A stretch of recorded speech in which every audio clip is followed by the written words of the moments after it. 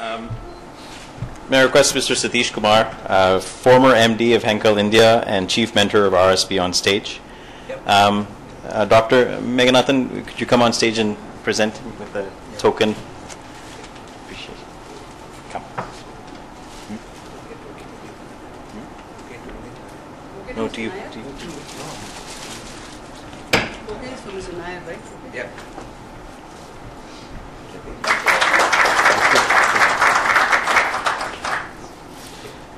Okay, so Mr. Kumar will now give us a brief introduction to the Rajalakshmi School of Business. Thank you.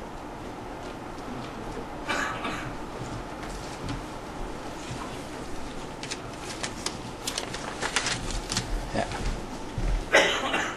Forward. Yeah. Forward. Madam Chairperson, Mr. Vineet Nayar, guests of today's evening, ladies and gentlemen, once again a very warm welcome and good evening. Rajalakshmi Group of Education Institutions, I don't think is, and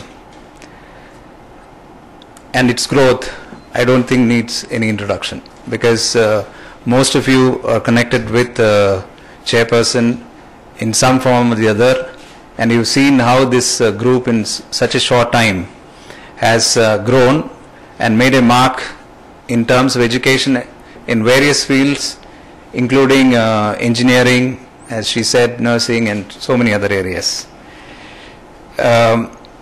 So recently when she called me, I mean, I used to know her for some time now, she called me and invited me to meet her. I went, and she made only just one sentence. And she said, look, we have got now ACT approval to start a PGDM program in Chennai, and I want to really create 30 or 40 good managers for the society. How can you help me in this venture? Now that's a difficult question to answer when you are called for such a meeting. Few of them are really known and has created a mark by itself. And many a case, it's also become an industry in the sense, like typically the engineering industry, where the start of some of the engineering schools created this herd mentality in terms of opening up of number of engineering institutions. Same thing has happened in the case of business schools also, thereby creating actually an employment deficit, so to say. I mean, even in the case of engineering, I've seen that the same case is happening in the case of business schools. But and especially when you talk about good professional managers, I think we have in our midst one of the gifted and well accomplished professional managers in Mr. Vineet Nayar.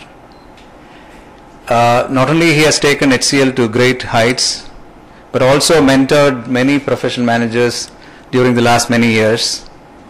And now, after stepping down from HCL, he has started Sampark Foundation, which is his contribution to the society.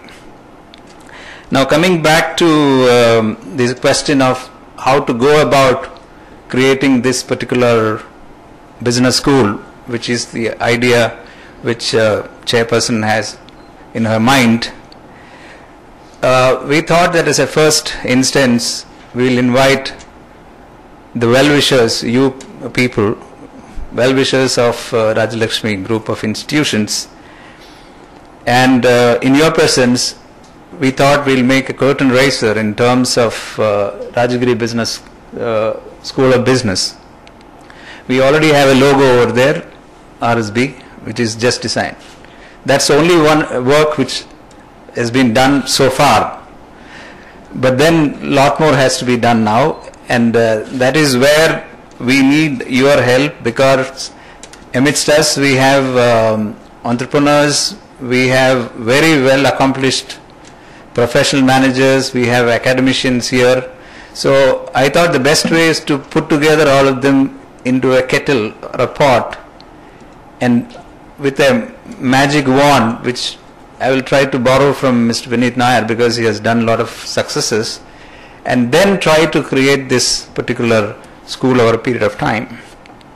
But looking at the challenges of management education today, if you really look at, I mean, there is no dearth of really business schools in India. I mean, it's sort of calculated, or I don't know the exact number, but I think the number of business schools will be over 3,500 in India, with a seat strength of over 350,000 students. But I'm not sure how many of them are really filled. It's a classical, but how many of those business schools are really known to you? And if you really look back, and most of them, there are the IITs, there are also extensions of Department of Management Studies by the IITs, many private schools, many universities run business programs, etc.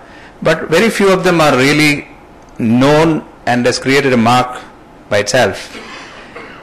And many a case, it's also become an industry in the sense, like typically the engineering industry, where the start of some of the engineering schools created this herd mentality in terms of opening up of number of engineering institutions.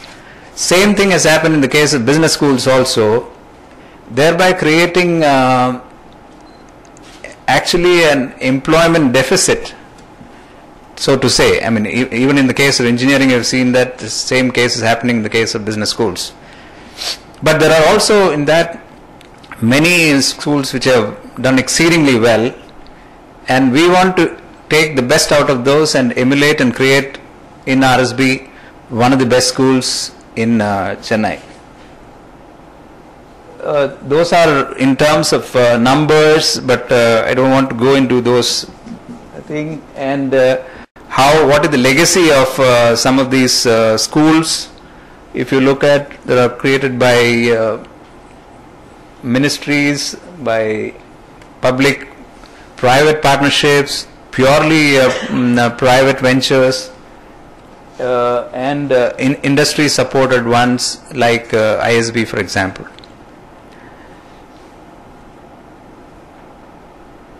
But we don't want to be very critical of any of these schools, but there is scope of improvement for many of them. And if you if you have read the Economic Times of 2 days back, you will also see that even some of the business schools are offering so-called course correction. For example, in the case of IIM Bangalore, they are talking about now business Chinese, healthcare. IIM Lucknow is talking about human rights, is talking about managing personal brand. ISB is focusing on business communication. XLRI is talking about strategic business for bottom of the pyramid, your school. And so on. And in fact, IIM Lucknow is talking even about effective talent acquisition, because there is a clear gap in terms of talent also. I mean, we have very less talent, but everybody chasing that particular talent. So even that's an issue. In this background, creating a business school by Rajalakshmi institution is really a challenge, but we thought that we can put together some of you and have some brainstorming sessions later. We are also looking at various models and create some kind of a working model, because our first requirement, as chairperson clearly articulated, is not more than 40 to 50 good managers.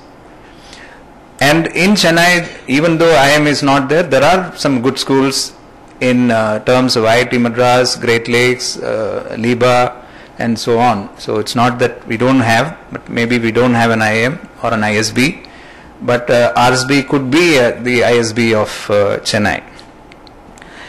So this is only a curtain raiser, and friends, we plan to have a formal launch maybe later this year, with the object to start the first batch of students from next academic year, and we are looking at creating some kind of an advisory board as well as an academic or a working board, and clearly we need support from you, and we will also talk to you separately, and chairperson will send you some invitations to you to join one of them in terms of advisory board or the academic council, so that we can deliberate and then take this forward to create a very, very unique institution of RSB.